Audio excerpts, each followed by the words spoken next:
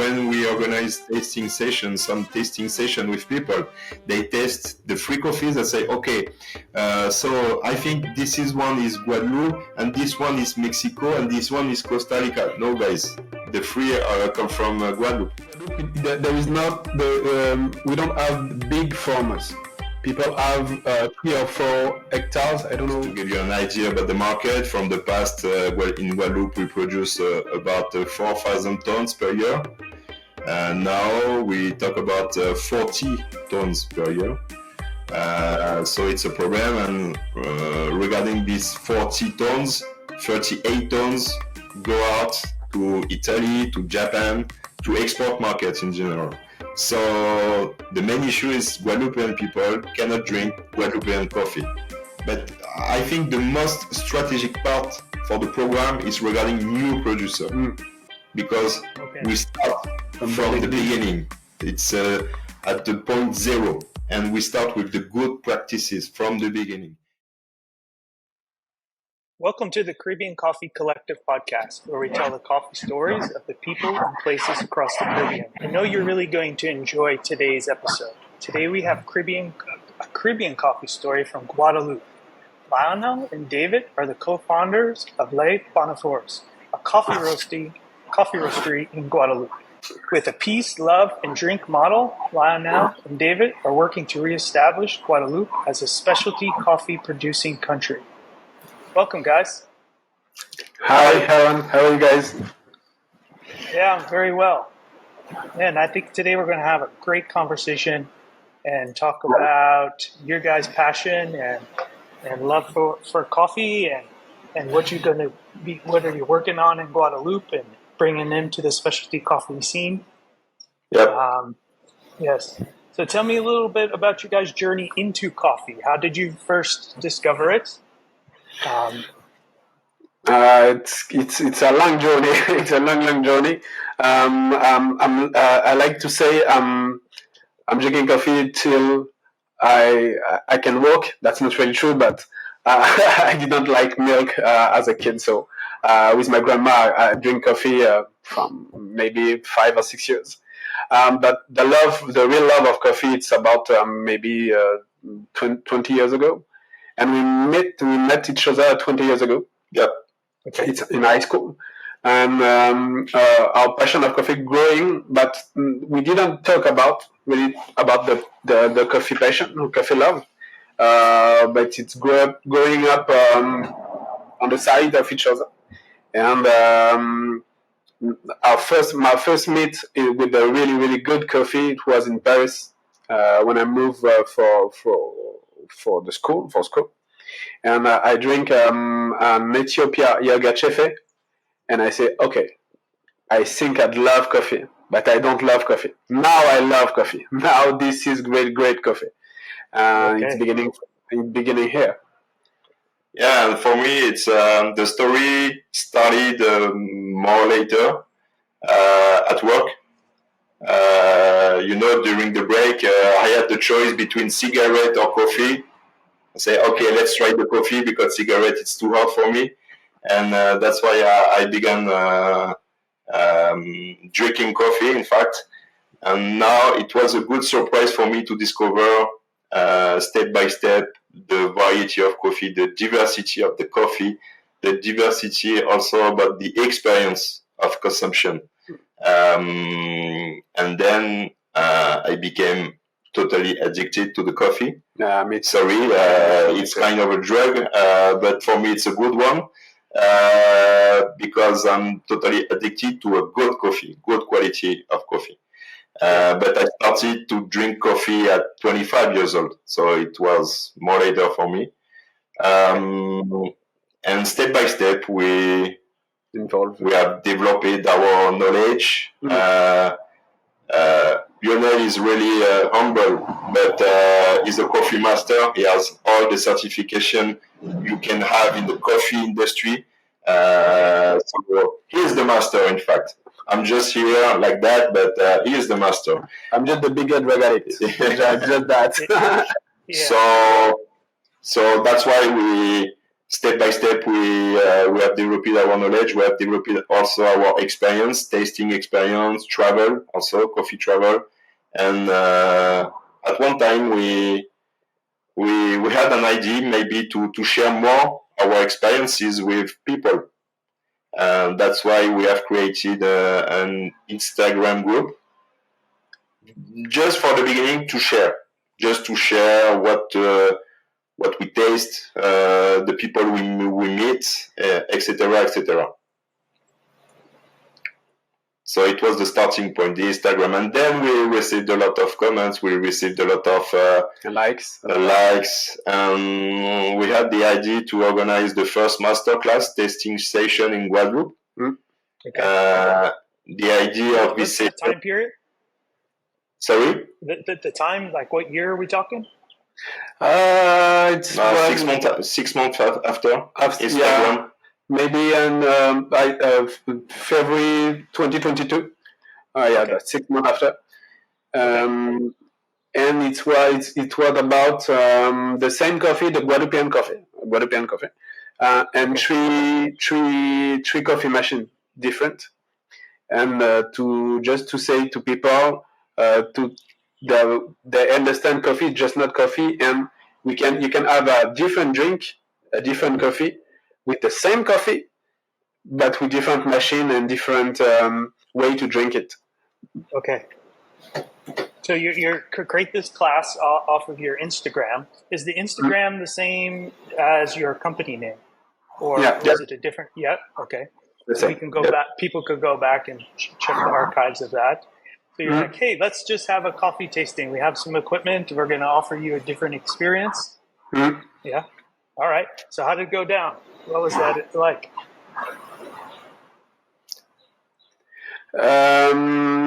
It was really cool. People was really pleased about the degustation, about the tasting, and they asked us, hey, the coffee was good. Can we buy your coffee? And we say, we don't have coffee. And they say, hey, the coffee machine is really cool. Can we buy it?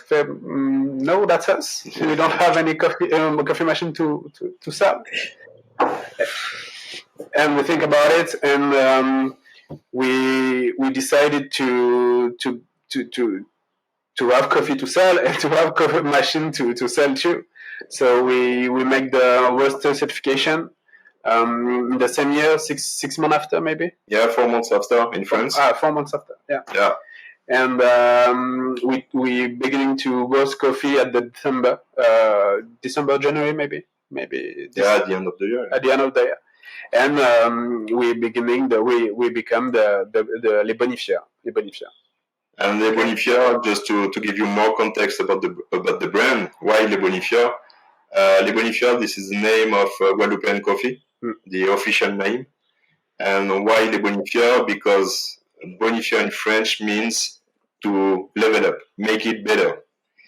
And the historical customer of Guadeloupean coffee is Malongo, which is an Italian international group, but Italian group in the coffee industry.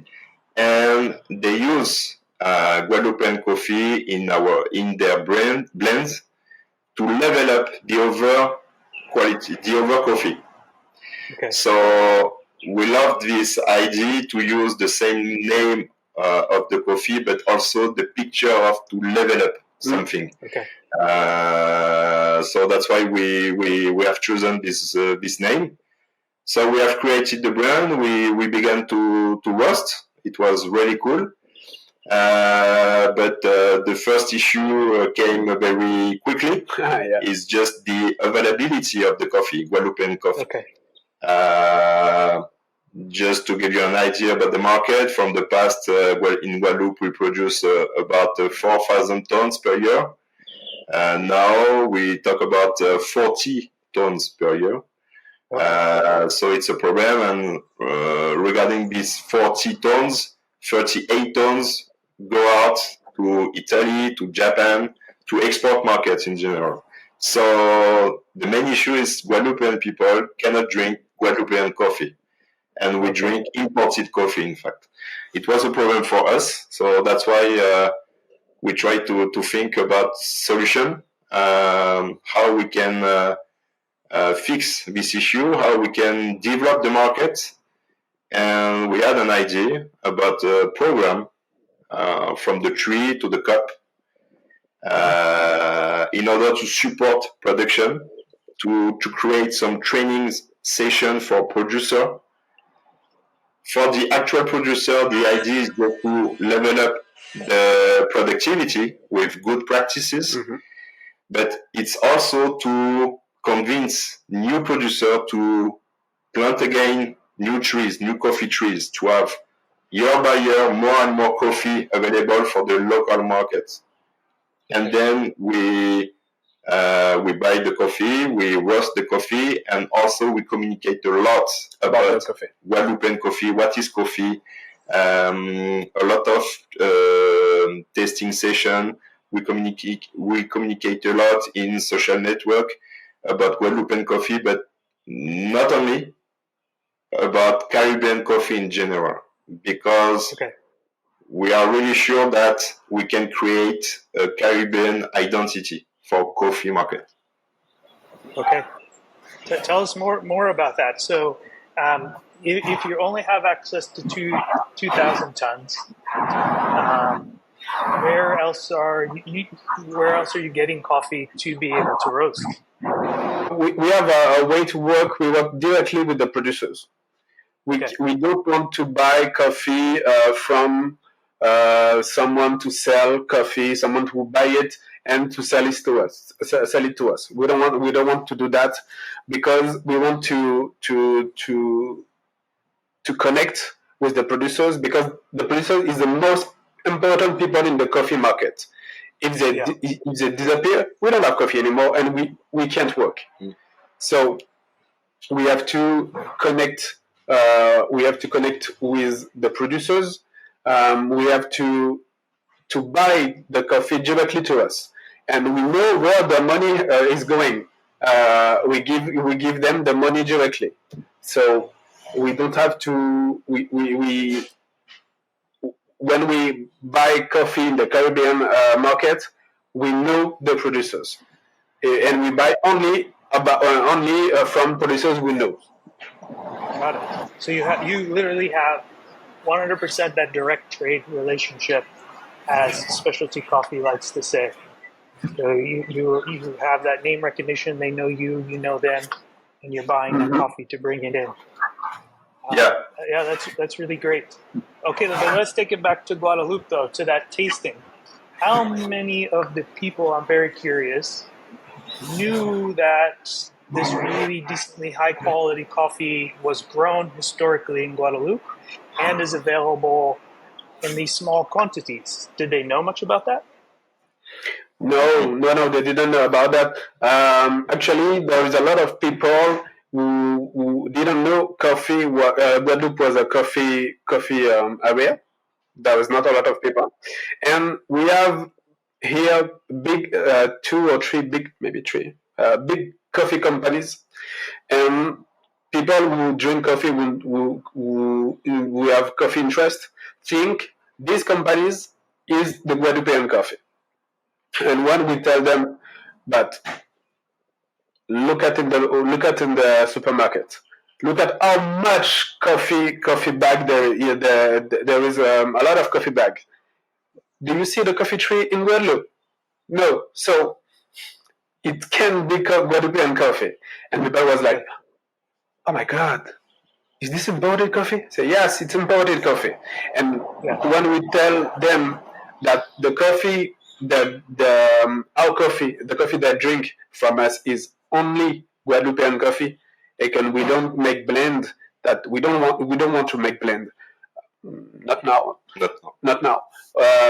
The Bonifieur they drink is Guadeloupean coffee, and we have to make a lot of maybe like coffee school to tell people how much the Guadeloupean coffee is good. That we don't have a lot of coffee, and we have to build a new coffee industry in Guadeloupe, and we have to tell people about that. And actually, not a lot of people know about that. Not a lot of people. Yeah. So you're really playing that role as a roastery, playing that role in education. You are setting those paths, it sounds like, Yep. for people to understand where the coffee's coming from, and then also educating them on paying attention to what the bag is telling you.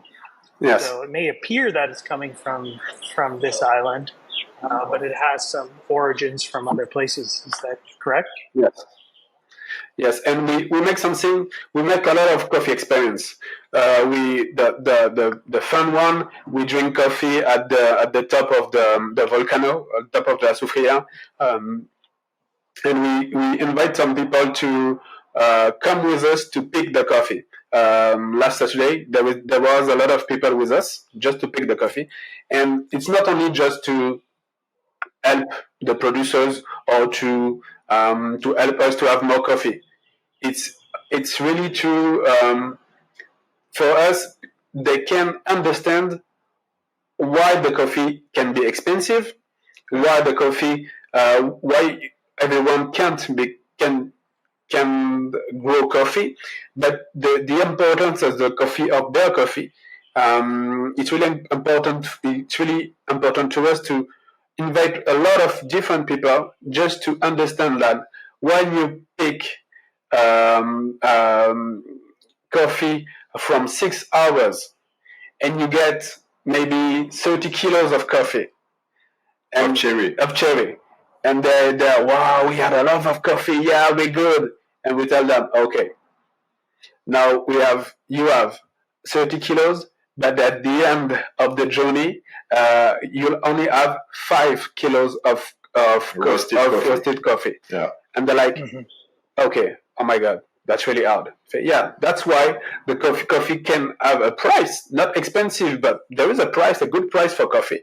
And when you bought a coffee bag, €2, €1, there's someone we don't hit. We don't have any money, and that's not the supermarket. That's not the brand.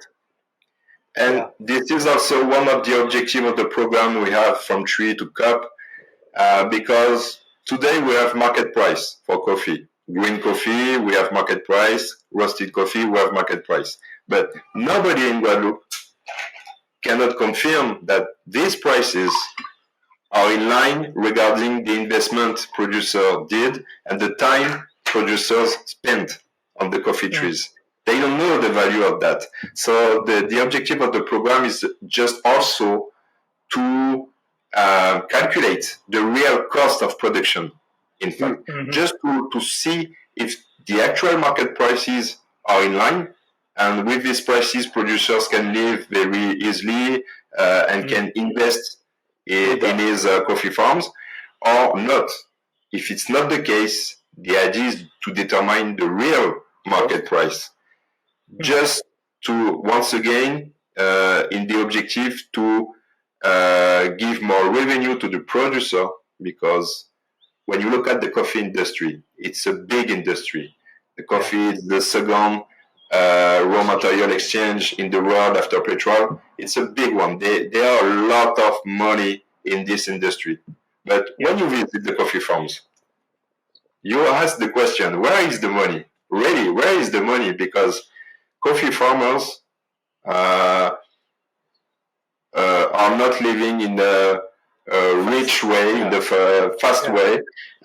They still have a small farms, a small house, maybe sometimes with no car, and not a lot of money, not a lot of tools to develop the exploitation. So it's a real issue we have in Guadeloupe, but I think it's a real issue for coffee industry in general. Yes. So that's why it's really important to work on it, in fact. Yeah. I was talking to Marshallie Valentine, who leads the Jamaican Women's in Coffee Alliance group. And we were talking about the different initiatives. That was a big topic that came up, was the economics and how the farmers are not gaining access to the information about economics. Like, hey, we're maybe keeping this away from you so you don't know too much about it, and we could just offer you this price. and then other aspects of the economics, whether it be the resources that you need to keep your farm going, understanding how much fertilizer and different materials that you need to keep growing the trees. So it sounds like that's really awesome portion of your guys' vision of the tree to cup, which I think we should talk a little bit about more. So you're roasting this coffee. I'm curious, where did you guys get your roasters, access to a roaster? Was there one on the island? Did you have to import it? Actually, we used a roaster from one of our partners. It was it's a coffee producer. He had a coffee company too. He roasted coffee from it for him, but he just have the coffee farm, and we used his roaster, and we are buying our roaster. And it will be we have to import them. There is no coffee roaster seller in Guadeloupe. No, the market is too small. We'll get ours in 2024. Yeah. Oh, how exciting! Yeah. I saw you. I saw a video on your Instagram where you were roasting on a Pro batch, and I was wondering if that was one that you had already, and then you had your small sampler roaster. Yeah. And I saw you guys made a really awesome video. So hopefully the listeners go on and check out their Instagram. These guys produce some funny content. Thank you. Thank you very much. And so I was wondering about that. Also, I was talking to somebody one day, and you guys had a really good smile knowing that your roaster's coming soon. Some guys like cars, antique cars. I think like we love roasters, right? I'd much rather a real cool roaster than a fancy car. There's something really special about that. It's the same thing with the coffee machine in general. I think in our kitchen, his kitchen and my kitchen, we have each maybe 12 between 12 and 15 different coffee machines in the kitchen. Yeah, don't talk about that with our wives. But when you see the coffee machine, you see when you look at the system, the process, and also the design, you say, "Oh wow, it's just beautiful." Yeah, it's beautiful. So I want it. Yeah, it's hard to not buy a new coffee machine. We don't do it because we don't want to be alone. We don't have our wives to leave, but it's really, really hard to not buy. And there is a lot of creativity. People in coffee have a lot of creativity, and there is always a new gadget. And people who follow us on Instagram, they'll not help us because when they see someone, the small thing about coffee, they'll send us to us. Hey, do you have it? Do you want to buy it? Maybe we can try it the next time you do an expedition or something like that. No, please, don't sell us. Don't show us things we don't want to buy. No, actually, we really want to buy, but we can't buy it because the kitchen is not expensive. We can make everything in our kitchen, and our wives don't want it. It's the reason that our wives don't want it. Yeah, sometimes they just regulate us to a very small portion of the kitchen counter, and then you got to rotate your items in. But I remember my daughter should be like, "Oh, another gadget." Exactly. It was exactly the reaction of my daughter. 3 weeks ago, we were in Paris at the Paris Coffee Show, and we passed in front of Mocha Master stand. So Mocha Master is a Dutch company making coffee machines, really nice one. And we passed in front of the Mocha Master and said, "Wow, really beautiful, and the process is really interesting." And the lady at the stand say, "Okay, guys, if you want one, we have a special price for the exhibition. It's with a 50% discount." Say, "Oh, okay, but we will buy two."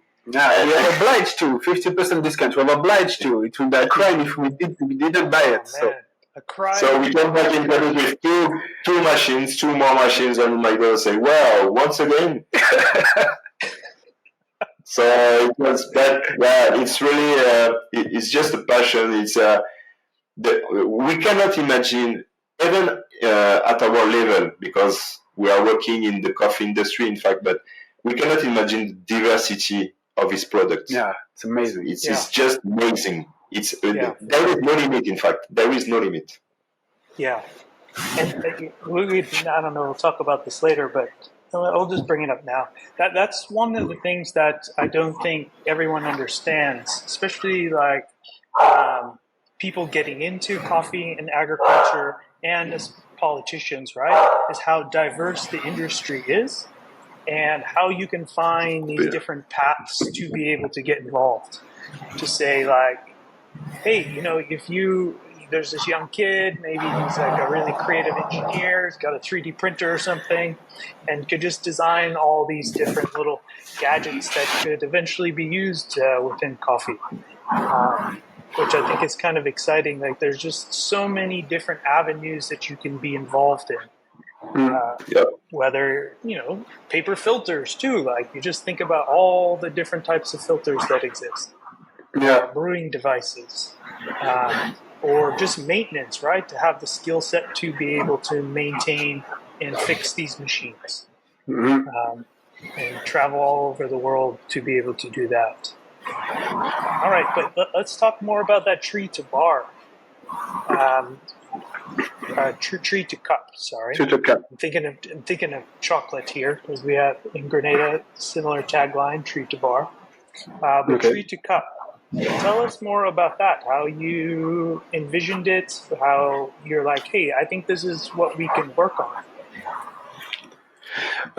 We think about really the real issue. We wouldn't have any coffee to roast, and we didn't know how to do something about that if we didn't work at the beginning. We are obliged to be at the beginning. Actually, when we create the Les Bonnifieurs, we just wanted to be coffee roasters and have a coffee store and drink coffee with people, add people to find the favorite coffee. In fact, we obliged to work at the beginning of the coffee industry because there is no more coffee industry in Guadeloupe. Local coffee industry. So it was something we think about a lot. We look at what people make, what they use, which tools they use, and how to make it work in the Caribbean area, because we don't have the same ground, the same weather like in Africa or South Asia.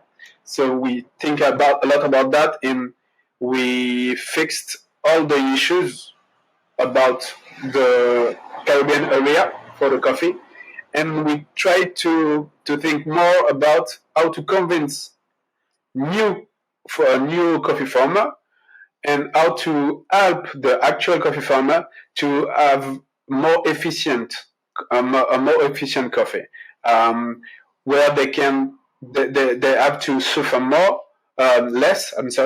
And coffee can be more easier for us, and where they can have more money with all the coffee products. Yeah, and the idea of this program is also, in fact, coffee is more than a simple product.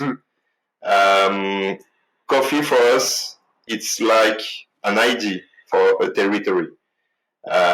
So, as Lionel mentioned, each Caribbean island has its own identity. And the coffee can represent this identity. The idea is to create a new ecosystem. It's just not to create more coffee, to buy coffee, roast it, and sell it. No, we have to create a new ecosystem from the field to the cup, in fact. And with this ecosystem, we can also develop a new image for our island at the coffee level. A Caribbean identity, but Guadeloupean identity for the coffee. And we can develop an expertise, we can develop a specific knowledge we can duplicate it in other countries. Just for you to know, for example, regarding this program, we have received some contact from other continents, other countries outside the Caribbean, just to say, okay, it's really interesting. We need this kind of program, so maybe we can do we can do something together to create a program locally as well. So this program can be exported outside the Caribbean, but it will be a Caribbean from the base of the Caribbean expertise, Guadeloupean expertise. And I think it's an added value we can create for our territories in the world, in fact. We are not just a small island. Yeah, we are a small island, but we have a lot of competencies, we have a lot of knowledge in this island, and we can duplicate and export our expertise outside. This is also the idea. It's just to dream big, in fact. Yeah. I'm thinking about, so let's take it to the farmers. What is that? What is the infrastructure like currently? So if 38 tons are shipped out, so quite a bit of coffee is grown. Are those commercial farms? And are you working more with small farmers or with the same farmers? Actually, in Guadeloupe, there is not we don't have the big farmers. People have 3 or 4 hectares. I don't know. I don't know the name in English. But that sounds like right.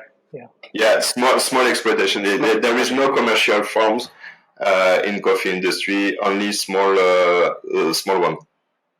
Okay. And we have the particular something in Guadeloupe. People who have a farm. There is something we call jardin créole. They have a lot of diversity in the garden, in the farm, and that's a particular that's something really unique in the coffee world. So our coffee is really different. Each farmers are the different coffee because he have different fruits or vegetables around the coffee tree, and that's why we don't blend our coffee, and we have the different partner. And when we have maybe I don't know coffee from one partner, we don't blend it with another partner. Even if it's the same, even if it's Guadeloupean coffee, we make different coffee from all the farmers. Once again, to show the diversity of the coffee, because we have one partner in Guadeloupe that produce coffee with cocoa trees. We have another partner which is producing coffee with banana.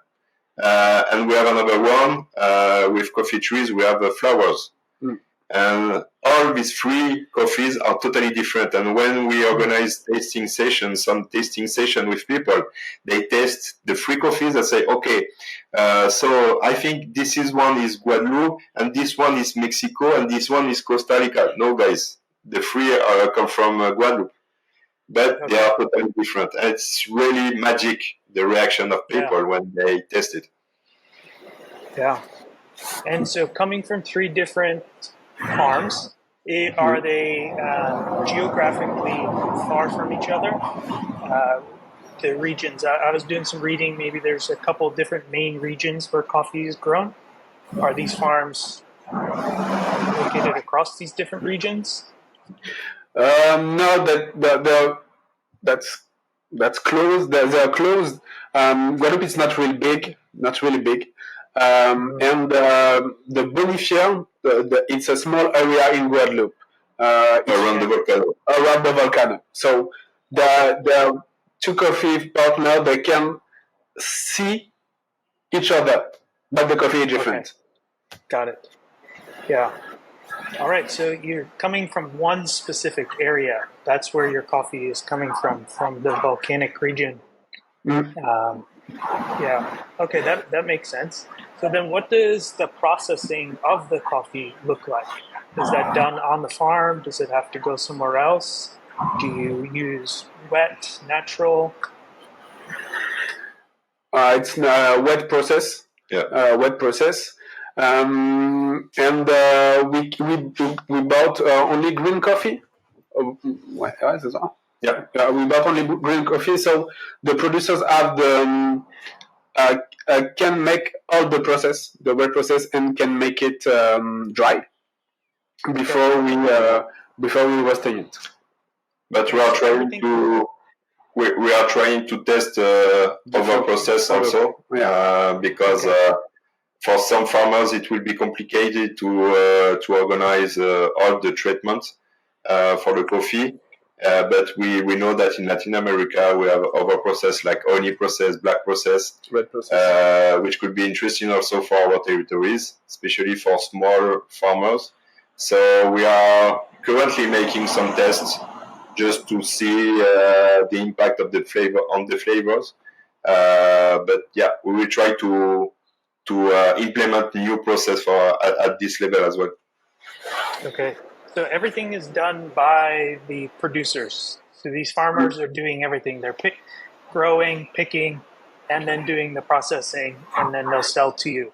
So there's not like a middle person they have to go through to get it to you, or you don't have to travel many kilometers to bring the coffee to a plant or something.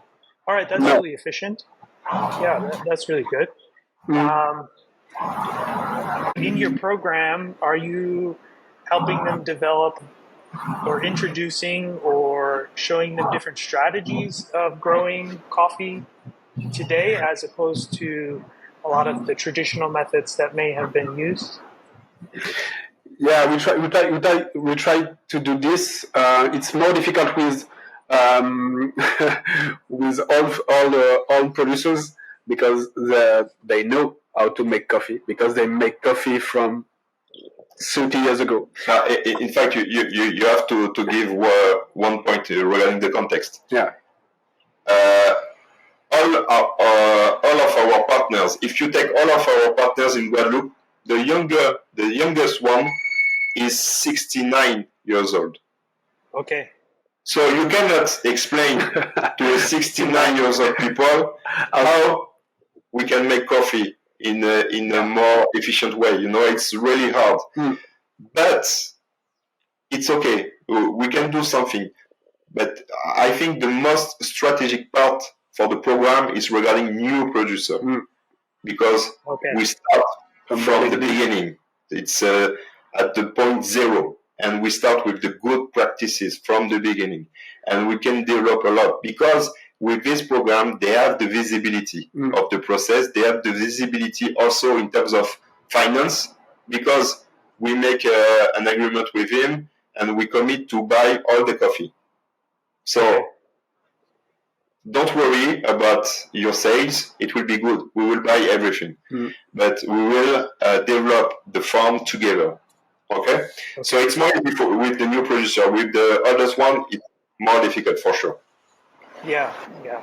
That sounds like really cool. Like, can you tell us more about what that learning process is like for these new producers? And I want to clarify a little bit, right? Like, I think that it's really important that we don't go tell farmers what to do. They know their land the best, right? That's really important process, especially as for anybody who's a new roastery and you're going to acquire coffee. Do not go into a farm and tell the farmer what to do. No. Yeah. Right? But there are a lot of old traditional practices that are not sustainable for coffee, right? To clear a whole field and just grow it under the sun, probably not the best thing to do. So as you're growing new coffees, to help them along that process, to bring that new knowledge about new practices. But what is that education like for a new producer? Actually, we help them from the beginning. We're visiting the field before the first plant. We help them with all all the tree to be around. If they don't have shade, we help them to make shade because it's really important here because the sun is hard. We help them to find a way to bring some water. We help them we tell them how to plant to be more efficient. In the ancient way, they plant a lot of coffee tree. They think more coffee tree, it will be more coffee. We show them that no, it's not the coffee tree. It need some space. That they love friends. They love to be around of other trees, but they need some space to grow well, and to have the more coffee, more good beans. Because this is an issue too. There is a lot of beans that not good enough to be roast. So there is a lot of lost. And if there is loss, there is money. They lost money too. So we help them with that. We help them to how to clean the area, how to fix if there is dishes, how to not add dishes, and how to picking coffee, what to do with the beans, and how to sell and the other product of coffee. And we trying to really to have everything to have everything about the coffee. Yeah, in fact, the first part is we design the farm with the producer. Okay. We look at the field and say, okay, with this organization, this is we make a drawing, in fact, and okay, this is how you can organize your coffee farm, and you can combine the coffee with cocoa, you can combine the coffee with banana, with flowers, with other fruits. And in this way, you will have 2 or 3 different culture. So that means 2 or 3 different sources of revenue, so more money. And we give him some visibility. With the drawing, the objective is to give the visibility of the future, in fact. And then we see in the details how we can make it concrete. Okay. And actually, we don't work only with people who have a free field. There is people who already have some vegetables or fruits, and we tell them, oh, okay, now here you can plant coffee too. It will be better for the ground to have another coffee tree, another tree, but it will be better for you. You can have more money, not now, maybe in 3 years, but you can have more money with the diversity of all your field, all the fruits and the vegetables on your field. So we work with people we already have a farm. Yeah, and also because people think today that if they want to open a coffee farm, they have to erase everything and just to put only coffee trees. It's not the idea. The idea is just to say, okay, you produce banana, flowers, cocoa. Okay, you can do also coffee because you have space enough to do it. And in terms of flavors, it will be really interesting because your coffee will taste really good. With cocoa, it will be more sweety. With lemon, there will be a small touch of acidity. So yeah, we try to create a new identity for the coffee as well. Yeah, that it reminds me, David. I was listening to this one story about, it was in Africa, in disease, and one of the things they talked about was the difference between why one region had significantly less disease or almost no disease compared to other regions. And the biggest difference was that the regions with the most disease were wide open spaces. They clear cut, they just grow the coffee tree by tree by tree. The trees share disease with each other, just going right down the line. As opposed to those little bit smaller environments where, hey, there might be 20 trees here, 50 trees over there, and another 10 over there. And then those trees are free of the disease, They're much healthier. They take those cherries and combine them together and offer a product as that. But the areas are close enough where they're sharing those very similar terroir flavors and things. But that's a really important point, is that you don't need to clear it. Here is a strategy to grow it alongside. Yeah. And is there a nursery where you guys are producing the trees that are being planted? Like, how is that working? That's one of our points, or one of our when we say you can have more money or diversity for your money, where money come from. It's we combined farmers to make nursery. We work with pépinière. I don't know how to say it in English. People who make nurseries of all of product, all of fruits and vegetables. But we want that the producers or our partners grow their own nurseries for them, and to sell them to new producer and to other people who want to have a coffee tree in the garden. This is typically why we talk about creating ecosystem. Yeah. This ecosystem is just to say, you will launch a coffee farm and you will help tomorrow other producers to launch their coffee farms as well. And this is the right way for us to work as a team in Guadeloupe, because we are a small territory. So we have to be collective in this process, in this development project. So that's why we talk about ecosystem. We will help you, and tomorrow you will help somebody else.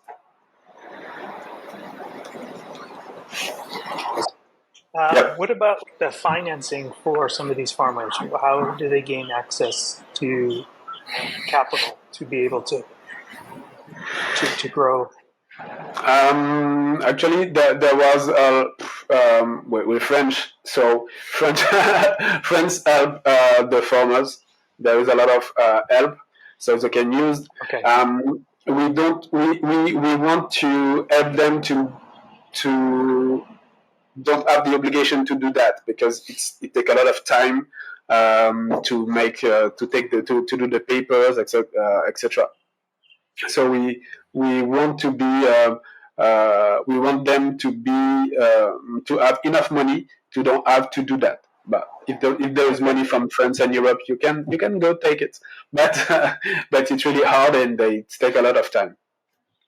And we talked previously about lobbying. The idea of the program is also not to create a new lobbying, but just to make a small one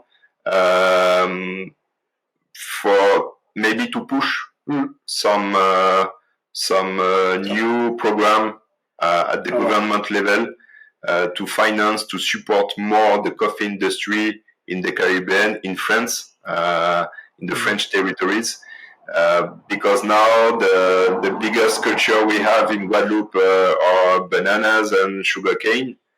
And you have a lot of money for that, to support this culture, which is a good thing. The idea is just maybe to add coffee in these programs, coffee and cocoa also. So this is the objective also of the program. Okay. And then you have 4 pillars part of the program, right? That's production, transformation, marketing, and education. We talked about production, a little bit about transforming the ideas.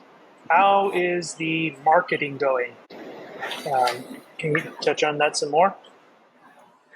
Yeah, it's really important for us, because we beginning in Instagram. So the communicate is really important for us, and we think we obliged to communicate about our coffee, about the farmers, about how coffee is, how our coffee is great, is amazing, but how it's not really easy. It's not only easy to make coffee, and we do something on our coffee bags you can on the back you can see the name of the producers, where is located the farm, and for us it's really important to make them in front of the coffee, because they do all the work. Only thing we do is it it's trying to reveal all the work when we're roasting the coffee, and that's all we do. We just do that, and the producers make all the work. So we have to communicate about that, and we want to communicate about Guadeloupean coffee on the world to people from Guadeloupe and all over the world. Um, we want we want to they know about our coffee, and we want the Guadeloupean people to be proud about their coffee. They know they have a great coffee, an amazing coffee, and we want that they know about how great it is, and they be proud to have their coffee. And if maybe if you don't drink coffee, if someone come to see you, you have to be proud to tell them, "Do you want a Guadeloupean coffee?" Because I don't drink it, but I have a bag in the kitchen, and so it's really important for us. And it's only about the communication and the marketing. And there is a third person, really important person from Les Bonnifieurs. She's not here because she wants to say the background, but she's make of all of the communication, of the logo, of everything. She make everything about the image. She's our Supreme Communication Director. It's the title, the right title, Supreme Communication Director. Yeah. And in fact, she will hate me. In fact, you have to organize another interview in Guadeloupe, Aaron, with her, definitely, because she is speaking every day how to valorize, how to put to give more visibility to our coffee, to Guadeloupean coffee in general, how to communicate. Every day she is doing a hard work on that, and she's really good, really. I will give the name. Yes, she's Joanna, and Joanna, she's our Supreme Communication Director. We are really lucky to have her in the team, because it's for us one of the most important pillars for the future. Yeah, and she always think about how to be connected with the Guadeloupean people and the Caribbean people, and she has two big projects she's working on. The really big project. The first one we can talk about is coffee tour in Guadeloupe to we know that it's existed. We know people can travel just to drink coffee, but only drink coffee, but have coffee experience in some countries. And she work on to make coffee tour in Guadeloupe too. And there is a second project that we can't talk now. We can talk about now, but you'll be a big part of the project. You will be involved in the second project. You think it's the same way that we think about the big project. So we try to figure out how we can make it, and if we can make it the way we want to make it, we'll talk about you if you want to join us in this big project. Yeah, let's talk. So is tourism season starting just now for you guys too, in November?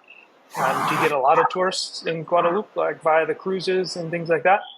Yes. Yeah. Yeah. So then that would be kind of perfect for what Joanna wants to do, the agro-tourism, and going to visit the coffee farms and experiencing it. Yeah. Exactly. Yeah. That's exactly what we want to do. Reshaping the narrative of that whole experience.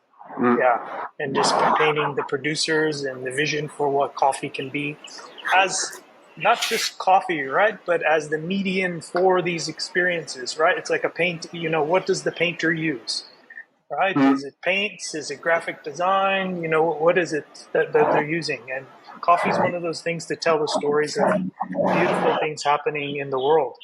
Exactly. And connecting people. So I'm curious, though, back to the producers. These ones that you are reintroducing to coffee growing, are they any younger than 69?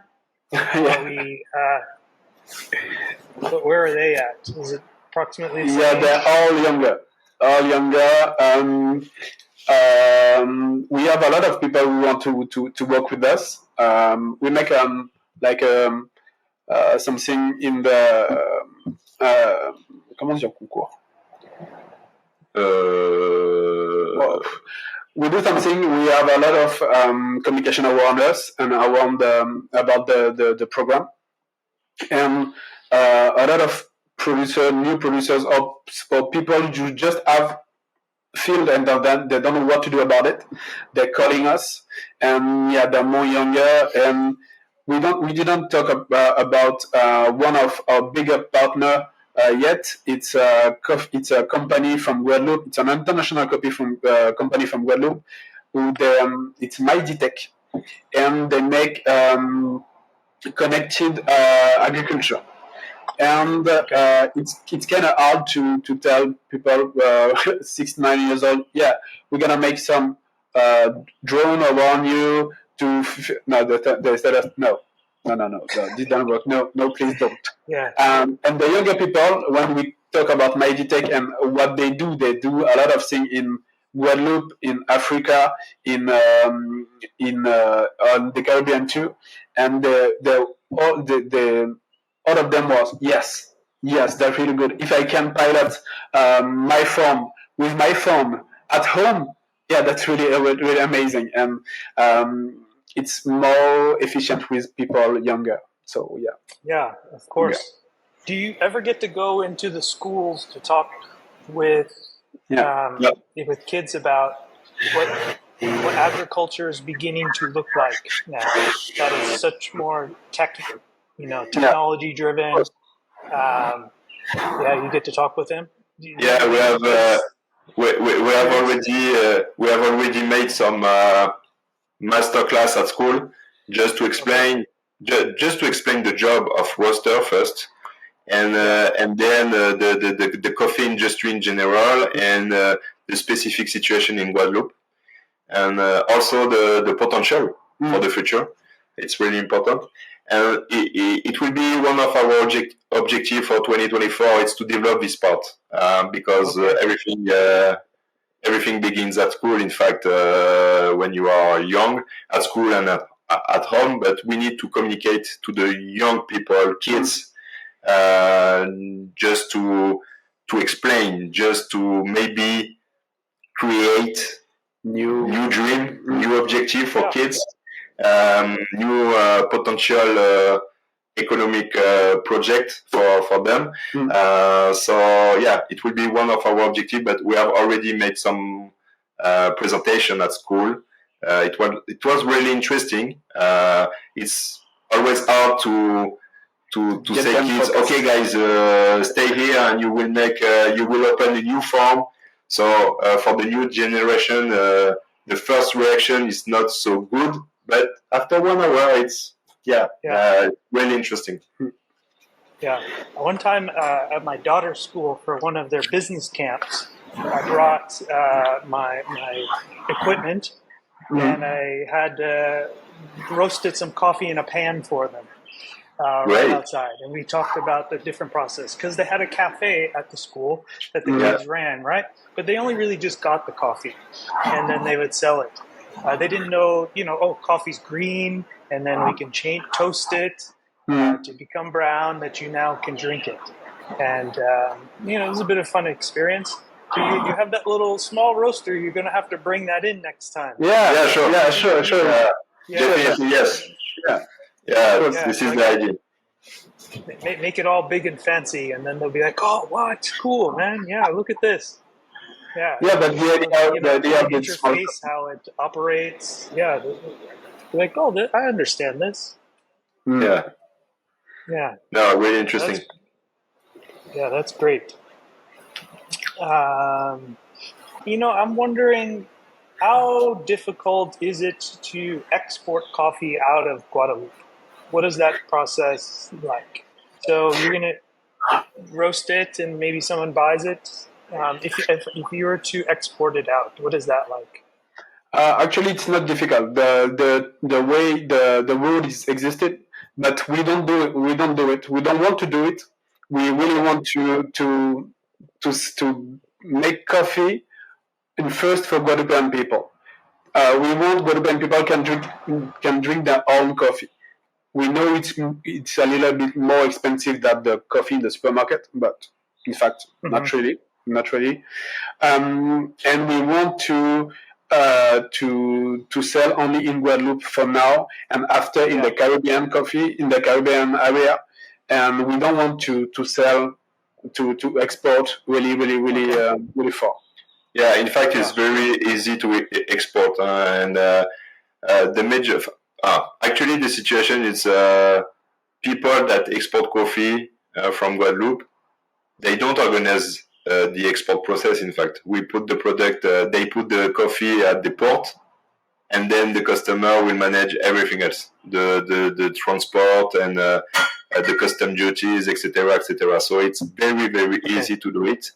But yeah, first step for us is to supply the local market. Then, when the 100% of the local market is full, okay, we will organize some exports for big customers. But we have to. The priority is Guadeloupe for this product. Sure. Yeah. I was just more or less curious because as I'm talking to other islands and learning about their processes and the difficulties of gaining access to coffee and then getting the coffee out so they can earn revenue and keep the business going. So I was kind of curious. Also, are you guys going to be governed by the new EU regulations about where coffee is coming from, that it's not from farms that have been deforested? Yeah. I was wondering how are you guys going to be impacted by the new EU regulations about bringing coffee or accessing coffee from farms, that they have to have a certificate of some sort to prove that they haven't been deforested. Are you guys going to be impacted by that? Growing coffee there in Guadeloupe and then locally? Will be impact because we French, so we are in the EU. But it's something in Guadeloupe. We have the ability to we have the habits to do, because we all the thing we eat and we drink is from export. So we have the ability to do some things like that. It will be really different from maybe other countries, but we have the ability to do that. In fact, in terms of regulation, there is something very true. When you want to launch a product, when you want to create a new product, let's try the product in Europe, and specifically in France. If you are okay with the French regulation, you are okay with all regulation in the world. That's okay. We love administrative stuff. You know? We love that. French. That's French way. So no, this is really true. You know, I worked a lot in the Caribbean and in Latin America for exports for an international company, and French market and European market in general was our test market. Was our pilot to test our product in terms of regulation. If everything is okay with European regulation, everything will be okay everywhere. Okay. Excellent. Yeah, because it seems, from the stories I've seen, the conversations are all over the place about the impact. And I was just wondering what that kind of looked like there in Guadeloupe. Maybe you'll be able to avoid some of the difficulties because you're keeping it in-house, right? Everything is right there. You're getting it right from the farmers. And then also your model of helping farmers, the newer farmers, grow coffee is just naturally happening, right? We're not taking out land. We're not using land that has already been deforested. So that's just a natural process, which kind of excites me because you guys are doing that. Dominica's, the Dominican revitalization project that I had an interview with, they're doing kind of the same model, keeping coffee grown in as natural environment as possible. And so, yeah, that seems to be the ticket. If we can talk a little bit about what some of your guys' hopes and dreams are for coffee over the next few years and into the future. I call this section Shattering the Status Quo. And so, how do you envision actually, what we dream about is we dream about enough coffee into the future. Yeah. To have coffee enough in Guadeloupe. Yeah. This is the first dream. To reorganize all this economy at the local level. And the biggest dream is also to participate for creating Caribbean coffee label. Because I think, for sure, I totally agree with you, Aaron. In the Caribbean, there are a lot of coffee, but nobody knows that, in fact. So we need to we need to give more visibility to Caribbean coffee in general, and maybe to create something collective. Yeah, we think we can make it only together. Only together. We want to connect with all of our friends from Caribbean. They do a lot of stuff without us. It's not their fault; it's our fault because we're French. And so we wanted to have to make people things alone. But now in Guadeloupe, there is an open mind on all the Caribbean, and we want to connect with people to do things like that, to make some coffee label and coffee industry. And we think we have better coffee than Africa, and the only way to tell people about that, it's the collective way, and we have to make it together. This is our dream, Les Bonnifieurs. This is the Bonifieur dream, maybe really be together with all the Caribbean friends to build something bigger. Yeah, because that's the heart of your company, right? To make something better and elevate it. Yeah, exactly. Is the in the vision, is the market there for coffee consumption in Guadeloupe? The hotel industry is looking for coffee. Are there any cafes opening up, that type of thing? The coffee way, the new coffee way, is not really here yet, but there is some kind of just one or two coffee shop is happening, and actually we can't, and we don't want to say yes to people who want to buy our coffee. There is a lot of restaurants, there are a lot of hotel, there is a lot of groceries. In fact, today we have no problem to sell our coffee. Today we don't do any communication about, hey, we have coffee. Do you want some bags? No, we don't have. We sell everything in a natural way because the demand is here. People are really interesting, and we have to say no to people because we have no Guadeloupean coffee enough for that. So that's why today, when we build a new partnership with producer, we tell to the producer, okay, we will buy everything. Okay, guys, but if I produce 100 tons, no problem. We will buy everything. And we'll sell it. Because we are really sure that we will sell it very quickly. Okay. So we are at the starting point of the new market, the new ecosystem in Guadeloupe. So everything is possible at this stage. Yeah.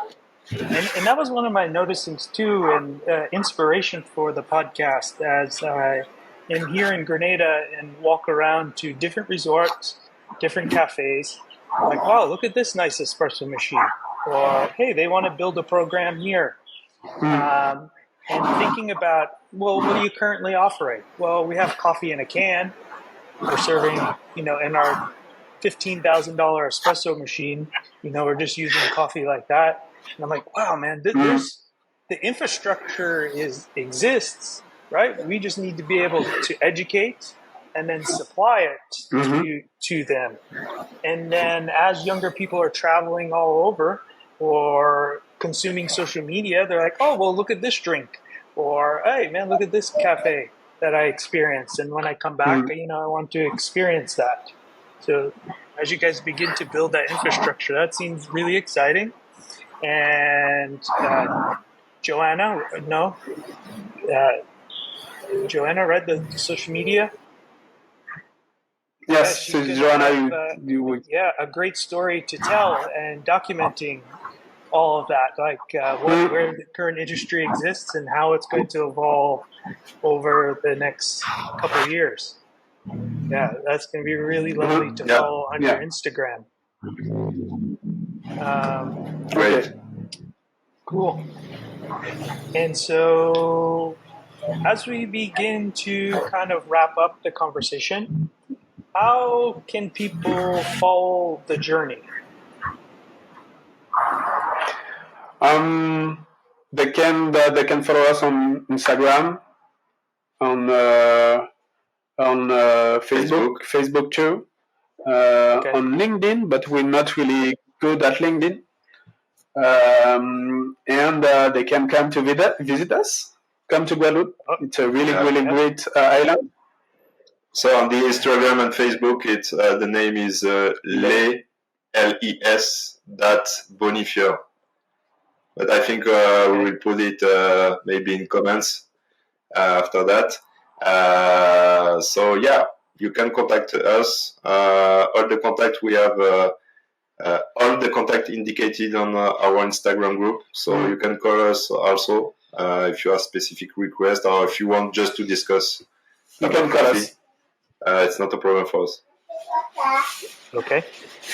And people across the Caribbean, as they listen to this, and people in the coffee industry, hopefully across the world, what would be some things that you would suggest that they can learn about to understand more about coffee in Guadeloupe and what your mission is all about? Is there any resources that you found inspiring?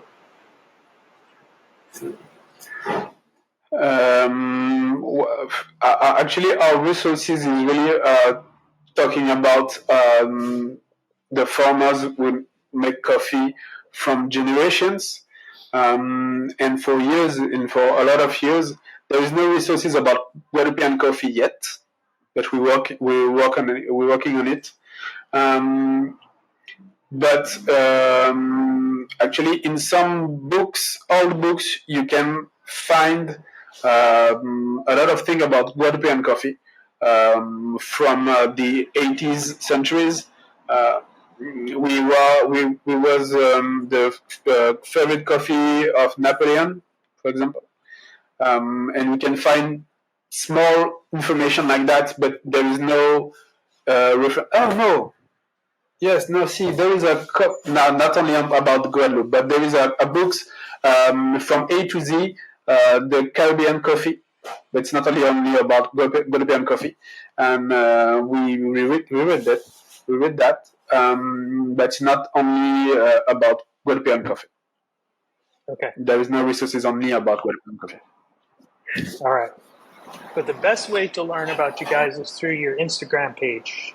Is that correct? Yeah, for sure. Yeah, and you can have access. Maybe you can love. Yeah. Yeah, and okay. Another thing, on our social network, you can launch some new challenges for us if you want. We love that. We love challenges, so just send out a new challenge. Oh, yeah. If you want us to. Send the request. Yeah. When we was to the top of La Soufrière, it was a challenge. With the hiking part, Lionel, the hiking part, or the brewing of the coffee. What was the challenge up there? Which I do suggest people watch that video. Yeah, it was. Yeah, it was very interesting to watch you guys brew coffee way up high up there. Yeah. Did it taste any better at the top of the mountain? Yeah. Definitely.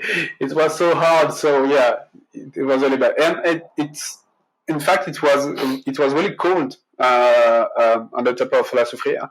So the hot coffee, it was really good. Yeah, we really appreciate it. Really, really. All right. Well, I guess the challenge would be we would like an iced pour over. An iced pour over using the Japanese method. Okay. Right over the ice. That's the next challenge. Okay. For when you climb. I see that on Instagram. It's kind of a crazy thing, but I think we can do this. We can find ice block. We can make it. Yeah, that'd be epic. Yeah, but nevertheless. Well, guys, man, this has been a great conversation. I really appreciate you giving us the opportunity to help tell your story on the Caribbean Coffee Collective podcast. And I'll put your links down below for people to follow. And look forward to the next time that we get an update on progress about what's happening. With pleasure. We'll be able to tell that story. So if you guys don't disconnect just yet, but to our audience, thank you for listening to another episode of the Caribbean Coffee Collective podcast, where we tell the coffee stories of the people and places across the Caribbean. Thank you for listening, and we hope you've enjoyed this coffee story from the Caribbean. This episode, Leveling Up Specialty Coffee in Guadeloupe, with David and Lionel, who are the founders of Les Bonnifieurs Coffee, located in Guadeloupe. Details on how to connect with David and Lionel and the Les Bonnifieurs team are in the description. Follow us on this journey of Caribbean coffee stories. Click that subscribe button to see more of the coffee stories of the Caribbean. Give it a thumbs up if you enjoyed, and engage with us in the comments. We ask if you could just share with one person. We can grow this podcast and gain more episodes. You can listen to this podcast and our other episodes on YouTube Podcasts and Spotify at Caribbean Coffee Collective Podcasts. Follow us on Instagram and LinkedIn at Caribbean Coffee Collective Podcast. Thank you for listening, and as always, be brilliant.